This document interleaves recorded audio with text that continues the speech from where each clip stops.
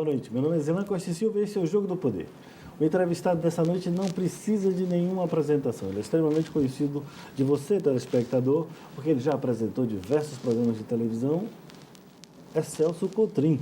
Celso Cotrim, seja bem-vindo ao Jogo do Poder. Muito obrigado, Zilan. Muito obrigado aos telespectadores desse programa conhecidíssimo e bombadíssimo que é o Jogo do Poder, nesta Central Nacional de Televisão, essa casa onde eu tive o privilégio de ter um programa que eu falar sério com o Celso Cotrim por muitos anos e que me deu régua e compasso para a televisão. E toda essa equipe maravilhosa, que na pessoa do querido Marcinho, eu quero mandar um abraço para todos esses que fazem com que a gente chegue ao telespectador, à telespectadora.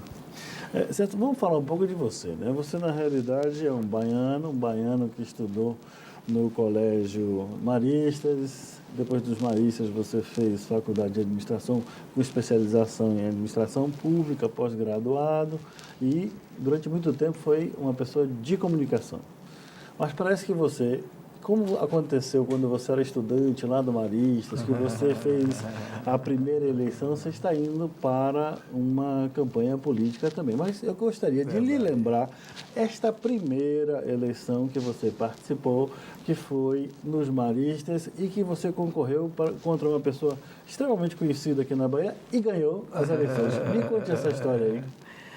Você está se referindo ao período do Grêmio Estudantil Rui Barbosa, o Grêmio do Colégio Marista, onde a eleição lá de Grêmio Estudantil é uma eleição muito acirrada. O Marista, ele tem por filosofia preparar e formar acadêmicos, mas antes disso formar cidadãos e cidadãs. Então a atividade política é tratada de forma muito séria, muito correta e estimulada pela direção, e nós tivemos o privilégio de participar de algumas eleições do Grêmio Estudantil, com a chapa da gente chamada Jan Juventude Ativa Marista, onde a gente tinha meu amigo, inclusive, prefeito ACM Neto, que a gente chama de Tony, cadê da época do Marista, em que concorria por outra chapa, PAT, Partido pela Ação, Trabalho Integrado, e nós logramos êxito no período, no resultado eleitoral, mas não deixamos de chamar ele para compor a direção, porque nós entendíamos que não existia vencedor nem vencido, que todos ali estavam para poder trabalhar pela política estudantil. Ou seja, nesse período de estudante, você participou da sua primeira eleição. Uma das primeiras, né? Eu já tinha sido eleito presidente da Associação dos Moradores de Pituaçu, um bairro aqui na capital, onde a gente também atua no movimento social, no movimento sindical, no movimento estudantil, e a partir daí a gente dá seguimento à vida, tendo pessoas que nos brindam e onde a gente bebe dessa fonte, a exemplo do ex-deputado Severiano Alves, que está aqui conosco no estúdio, que também vai fazer o seu programa, depois do nosso. Esse homem que é referência na área de educação, então meu abraço, deputado Severiano. E tantos outros, né, como meu pai, Celso Cotrim, médico, sindicalista, vereador da cidade de Salvador por muitos anos, sempre teve compromisso com a política com P maiúsculo, própria senadora Lídice da Mata, combativa, guerreira. Então é dessa fonte que a gente bebe da política e entende de que pegando toda essa experiência deles, é necessário que a gente coloque a cereja no bolo desse novo momento que nós estamos vivendo no país. E que novo momento é esse? É o momento de que a sociedade está pedindo de que haja renovação na política. E renovação não é na idade, renovação não é de quadro novo para que dispute o processo eleitoral. A renovação, é o novo do comportamento. Então é o novo formato de fazer política. Às vezes quem tem anos de mandato tem um comportamento novo. Então, a população brasileira, com esses aspectos que estão muito na pauta, da ordem do dia, que é a política sendo vista nesse momento como uma coisa ruim, eu particularmente não considero.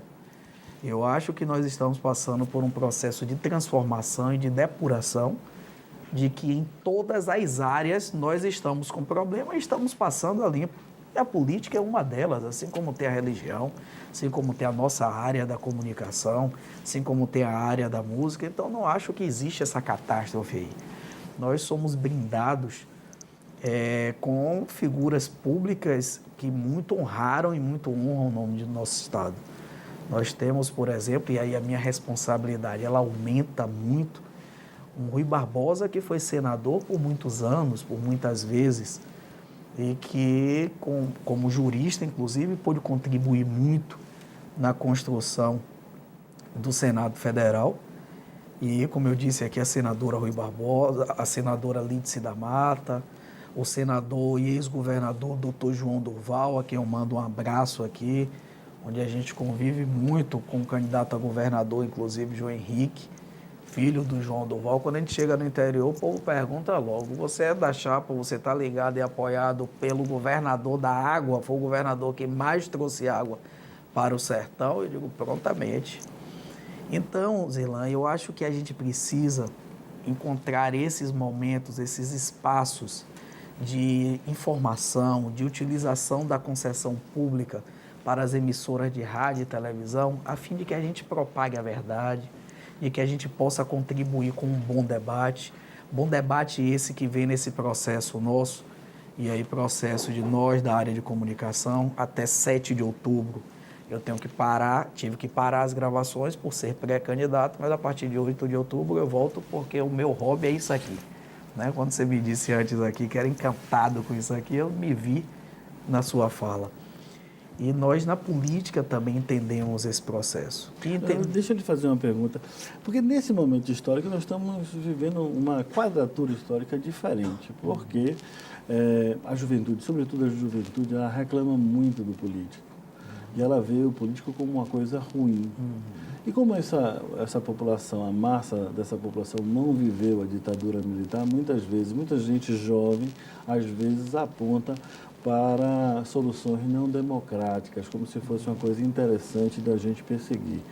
E, obviamente, isso não é uma posição que a gente considera adequada. Eu acho que a democracia ela pode não ser a melhor maneira, mas pelo menos é a única maneira onde a mudança é possível de uma forma mais fácil. Então, se a gente errar, a gente muda. E muda através do voto. O que é que você acha que está mudando na nossa estrutura, dessa juventude, desse momento, e como é que a gente deve enfrentar isso para que a gente possa solucionar os problemas da nossa sociedade com mais política e com mais democracia? Só existe um caminho, a educação. Ou nós investimos maciçamente nisso, ou a gente vai continuar regredindo do ponto de vista intelectual, regredindo do ponto de vista da qualidade do debate. E eu não atribuo, eu entendo sua preocupação, entendo a preocupação de outros e outras sobre a juventude. Eu faço só uma correção dizendo que é um percentual dessa juventude, assim como tem um percentual também da idade madura. Você vê, por exemplo, algumas manifestações que tinham na frente do shopping da Bahia, era o pessoal mais maduro e não da juventude. E que, num momento de muita... A política, ela foi, nos últimos 5 anos, ela está muito turbulenta, né? De 2014 para cá, quando do resultado do processo eleitoral para presidente da República, quando Aécio Neves perdeu a eleição para Dilma Rousseff, ele disse que a partir dali, o compromisso dele era de fazer uma oposição ferrenha que não deixaria governar.